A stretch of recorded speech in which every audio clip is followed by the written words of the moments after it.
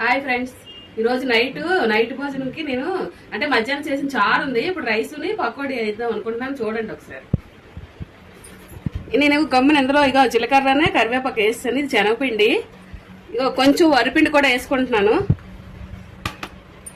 అలాగే ఇగో కొంచెం చూడండి పచ్చిమిర్చి, అలాగే ఉల్లిపాయలు. ఇప్పుడు సాల్ట్ కారం వేసుకుందాం.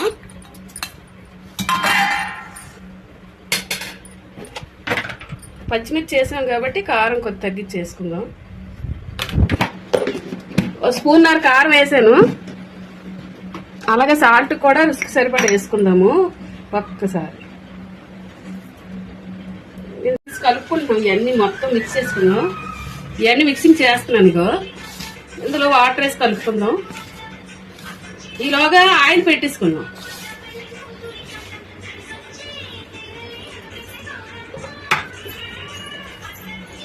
ఇంకా స్టవ్ వెలిగించుకుంటున్నాను. ఇంకా మా బుజ్జిమండ కళాయిని పెట్టుకున్నాను. ఎందుకంటే ఆ కళాయి గురించి చెప్పాను కదా ఆల్రెడీ.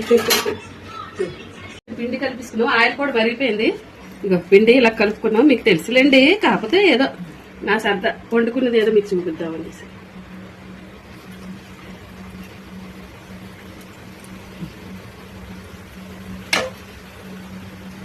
ముద్దలాగా వేస్తే ఉడకదు. ఇలాగ వేసుకుంటే బాగా ఉడుతుంది అనమాట.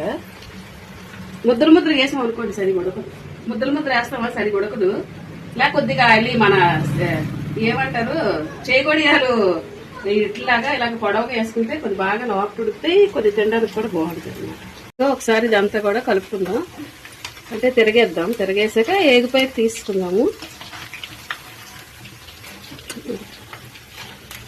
చాలా బాగుంటాయండి ఇలా చేసుకోండి. దేనికైనా కొద్దిగా ఏంటంటే పకోడీకి చిన్న కారం తగలాలి. కారం తగిలితే దాని టేస్ట్ బాగుంటుంది. మరి చెప్పగంటే ఓన్లీ మనకి శనగపిండి టేస్టే తెలుస్తుంది, కానీ ఇంక వేరే టేస్ట్లు తెలియవు అనమాట.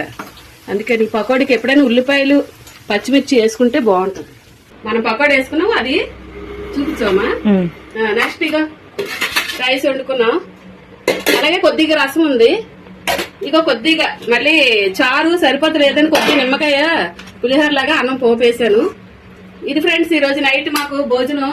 అలాగే మీరు కూడా ఏం చేసుకున్నారో మీరు కూడా ఎలా చేసుకొని తిని కామెంట్ బాక్స్ లో కామెంట్ తెలపండి. అలాగే నాకు లైక్లు కొట్టండి. అందరూ కూడా హ్యాపీగా ఉండండి. బాయ్.